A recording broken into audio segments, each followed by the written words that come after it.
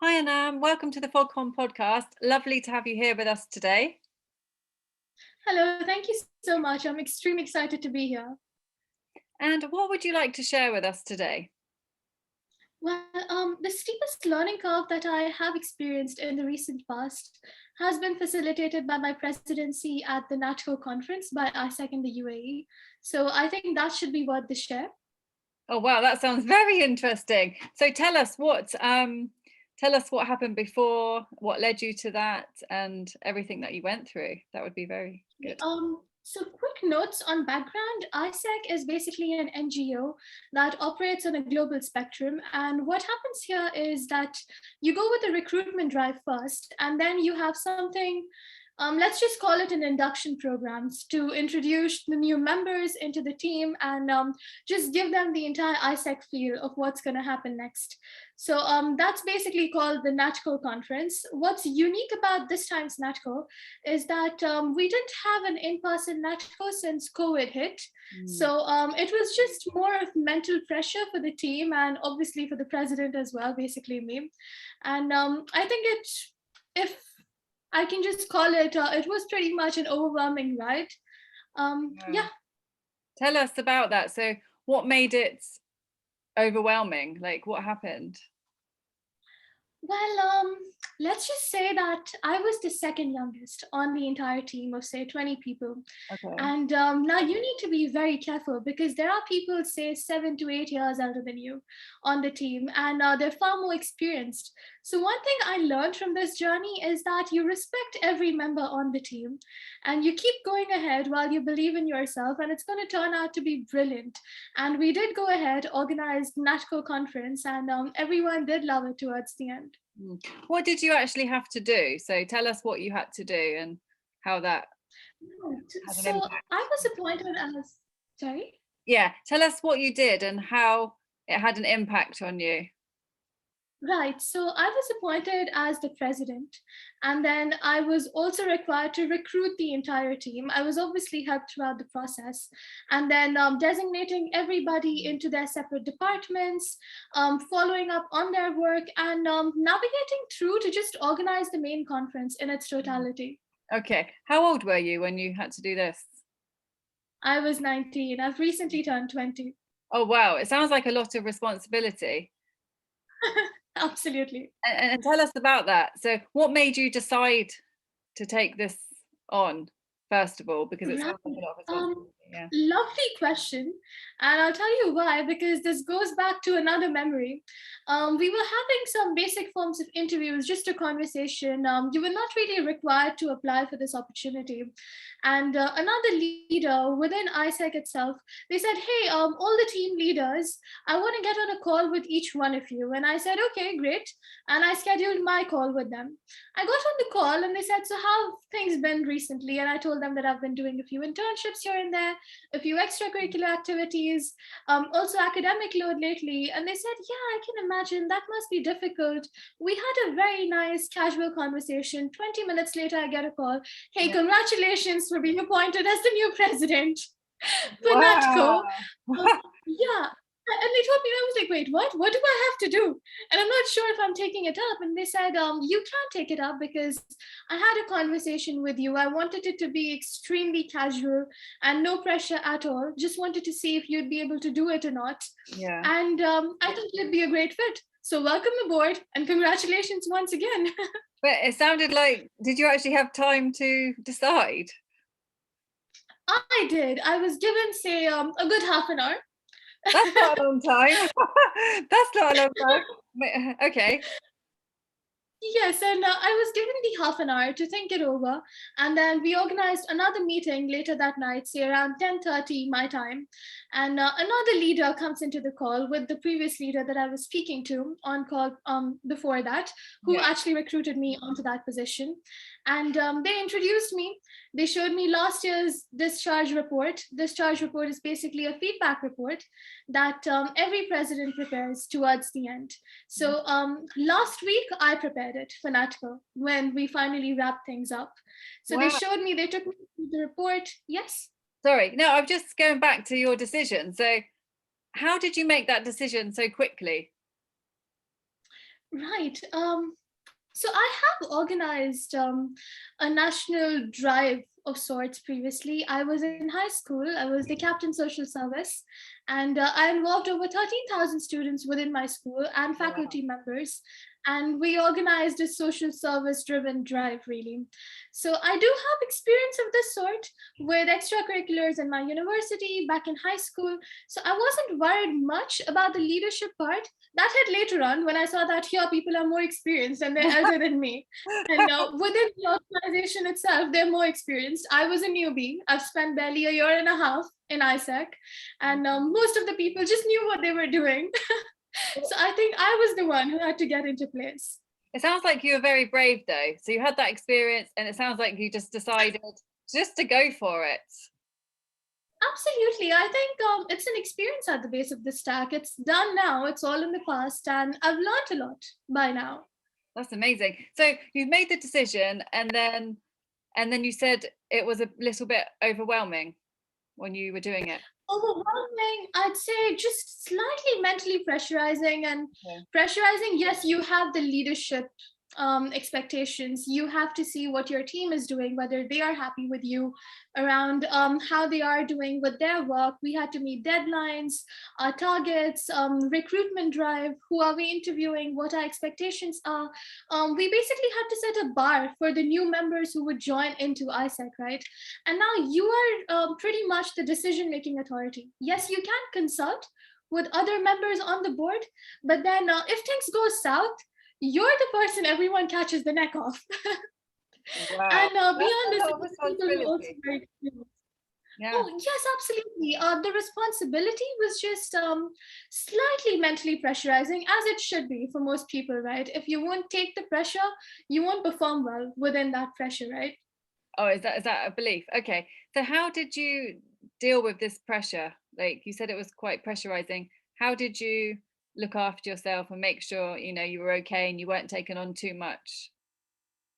Right. So there's this thing I usually do. I mostly take on too much. Do you? Oh yes. I'm usually known as the person who takes on too much.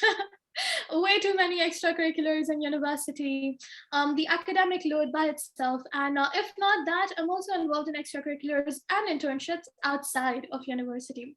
So the pressure by itself wasn't too much. The workload wasn't as much again.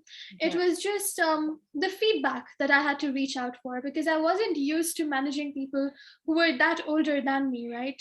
And just checking in on everyone's performance. So I'd say one thing that I did extremely differently here was as a leader, reach out to people, build that connection with them, not just in the professional life, but also in their personal life, just understand what's happening there and then move ahead with the tasks because you want a fully vibrant and fully functioning team as well, right?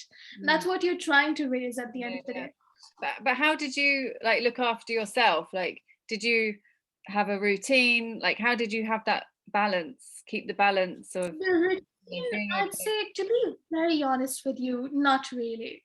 I just have my university routine, and I just had to fit in all of the work I was doing for the conference Mm, within my work schedule. So I would just span it out in such a way that I was also putting in a lot of effort and attention here. At the same time, I would not disrupt the other extracurriculars, the academic load, and like I said, the internships that I'm doing outside. okay, okay. And what did you learn from this experience? In a heartbeat, I'd say one, believe in yourself, and two, respect your team. If you don't believe in yourself, I've seen people not believing, and then things go down right in front of them. They're capable enough, but just because you feel you wouldn't be a good fit, you wouldn't be able to manage things, you ultimately are not able to manage things. Mm, And then B, respect your team. I'm sure by now you would understand that really well when I say that people are way older than me on the team as well, and people way more experienced than me, most importantly, right? You have to respect them. You have to give them that benefit of being the right judge in the situation, treat them like experts, consult with them during serious matters, and then go ahead. I think that's how you build the trust with your team. And that's a really good way to exercise leadership. So I am currently in other leadership positions as well. And I use things I learned back then into the current capacity that I'm operating in. And it absolutely works out each time. I apply that, it works out. Oh, wow. So what would you what would you advise somebody else who's just about to take on something similar to you? Like, what would be your main advice for them? In advice, I would come back to the drawing board for this one, but I'll add in something else as well. I would say believe in yourself, respect your team, and also work very hard. This is a lot of pressure, especially when you're managing a team. You're also responsive to a lot of people. You're accountable for all the responsibility that you're given. It doesn't come without the hard work. Just so much of pressure. Towards the end, I was counting days. As much as I was enjoying, it was just a lot of physical and mental pressure. So you really need someone who's going to work as much as it takes. Oh, wow. It sounds like you were really dedicated and you worked really hard. So the pressure, where was the pressure coming from you, or was it coming from other people? The pressure coming from me, I'd say it was just my perspective on how I saw things, because I did know that I would be accountable for all of my actions. There's a whole national level conference that we are organizing, people from abroad, all of them just a part of organization, the entire organizing team. So that mental pressure on your performance level, and also if the other people in your team are meeting their deadlines, other people's performances, and again, the age factor, the experience dynamic, all of that coming into place. So too many things to think about and too many windows to look into, but ultimately it didn't end up well. Wow. So I think maybe you're quite an individual then, or quite different, because I think a lot of people might not have been able to manage that level of pressure and stress quite so easily. It sounds like you really took it in your stride. I will be honest with you on this one. Again, my personal perspective here. You're hearing the story from me, right? So we can't really put a metric on my performance. But for me, I think the biggest accomplishment was taking the opportunity up, navigating through it, and coming out still all put together. Yeah. But I can't work out if it was really a difficult task for you or not. Like, I'm not sure if by what you're saying, I don't know if it was really difficult or it seemed to just flow with you. Difficult, 100%. I am that kind of a person who just plays things down, makes Yeah. things easier, and takes things off on a lighter note. So you're always going to hear the toughest of things from me. Just put up in easier words. Once it's done, why to hype it up way too much beyond proportion, right? Oh, wow. Oh, okay. So is there anything else you would like to share about that experience? Well, I think that would be it from my end, really. It was just wonderful. I saw people coming in. The best thing that we did was bring back the ISEC traditions. Like we have sugar cubes where we stick envelopes on the wall, and it's basically with every delegate's name. Now, what you do throughout the conference is basically come in with, say, chits or notes, and you write something good about them, or basically a message about them or to them, and you go ahead and put it in their envelope. Now, what's significant is that every delegate can take their envelope back home, and all of the members in ISEC that have attended in-person conferences in the past still hold on to that envelope. So I'm just really glad that even though most of the team was extremely new and most of the team had never witnessed an in-person conference, one great thing was that we were able to keep all of the ISEC traditions alive. And that's something that might die down when most of your team is new, but we could keep up to that. And I'm really glad, more than myself, about the performance of each and every member within the board. Wow. So it sounds like it was a solid team. And was there a lot of support then from each other in the team? Definitely. Like I said, ISEC is an NGO, right? So everyone works there as per their will, whatever they really want to contribute. And now this board was comprised of some of the most active members within an organization like that. So all of them put in their all.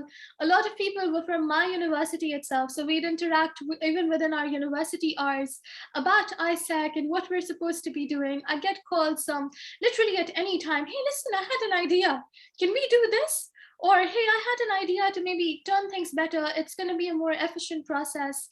And I absolutely appreciate the interest and dedication that everyone came in with. Wow. Okay. No, thank you so much, Anam, for sharing that. It sounds very inspiring what you did, especially at your age and everything, and how you just powered through. So I guess your takeaways are, so I forgot what you said. Your takeaways: respect. I can repeat it for you. Respect. It's believing in yourself Self-belief. and Sorry. respecting your team as a leader. Self-belief. And I think you've hit something very important there. You know, without self-belief, well, what is there? If you don't believe you can do it, then you're not going to try, are you? So nothing will actually happen. But thank you so much. Anything else to say before we finish? I'd say it was the loveliest conversation I have had today, and I'm very grateful for this opportunity. No, thank you so much, Anam. And where can people find you if they want to contact you? Well, they can put me up on LinkedIn. It's Anam Fatima 19. Basically, before that, we have the LinkedIn link, and that's my ID. Or apart from that, you can hit me up on Instagram. It's _Anam___19. Don't judge me for those many underscores. Brilliant. Thank you so much, Anam. Thank you very much.